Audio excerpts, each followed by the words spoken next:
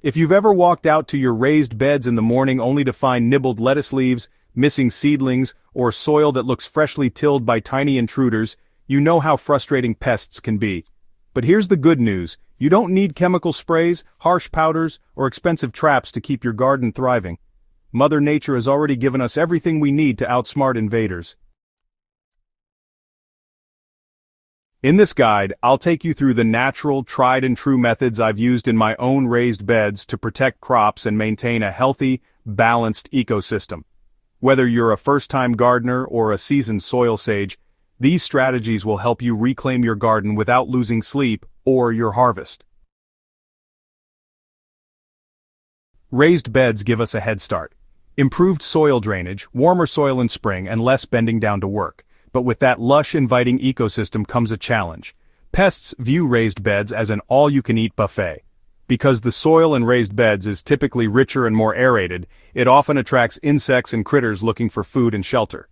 At the same time, raised beds make it easier for us to protect plants by creating defined boundaries.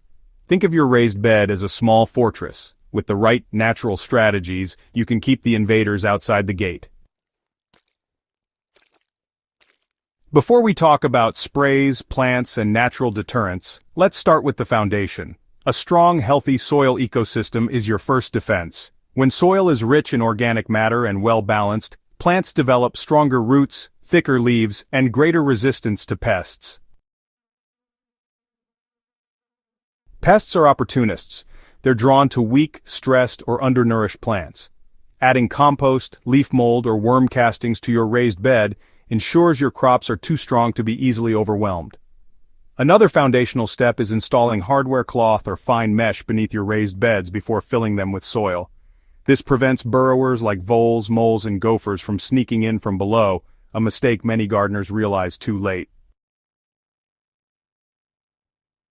One of my favorite strategies is companion planting, using certain plants to repel pests or attract beneficial insects.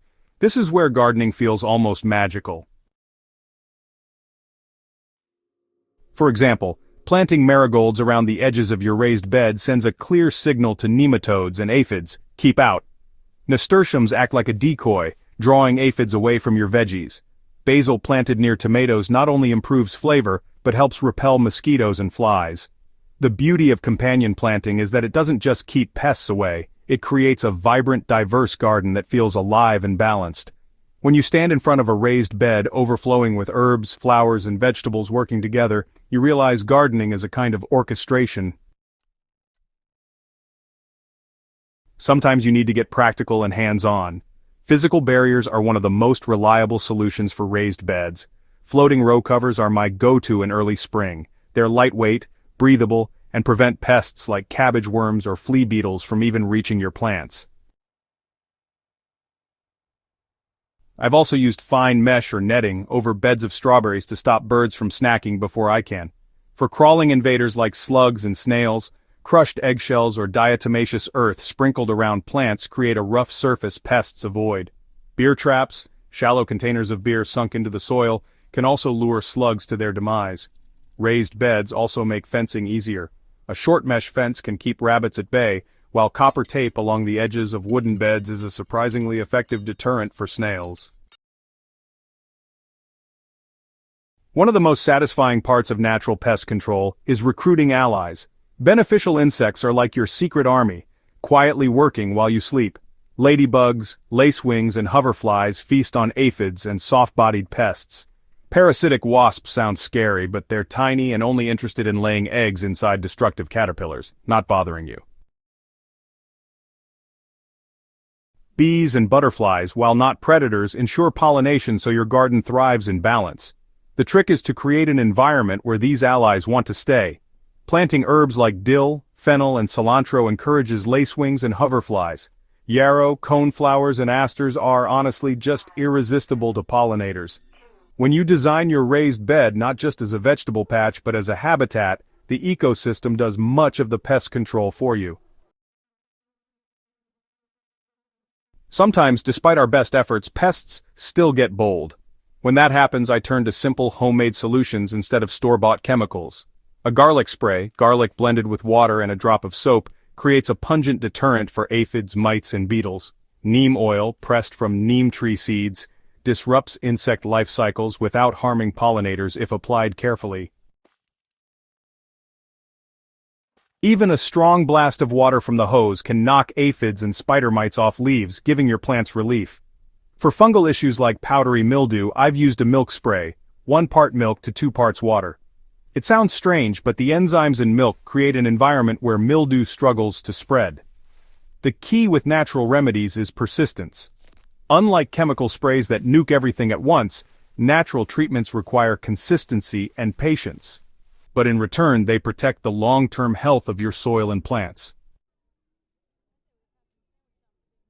While insects often get most of the blame, larger pests like squirrels, rabbits, and even neighborhood cats can turn your raised bed into their playground. Motion-activated sprinklers are a humane way to deter four-legged visitors. Raised beds also give you the advantage of easy fencing.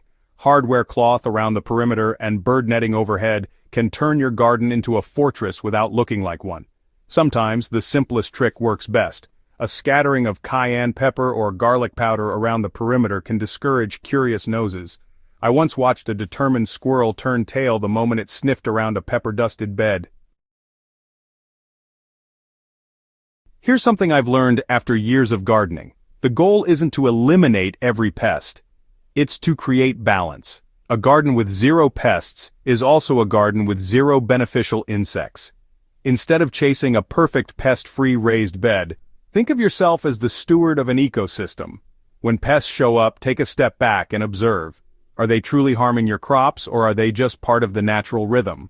Sometimes a few nibbled leaves are the price of a healthy living garden. Other times you'll need to step in with the strategies we've discussed. The wisdom lies in knowing the difference. Raised bed gardening is all about control. Control over soil quality, water management, and yes, pest pressure. But the best control doesn't come from chemicals or constant battling. It comes from working with nature, not against it.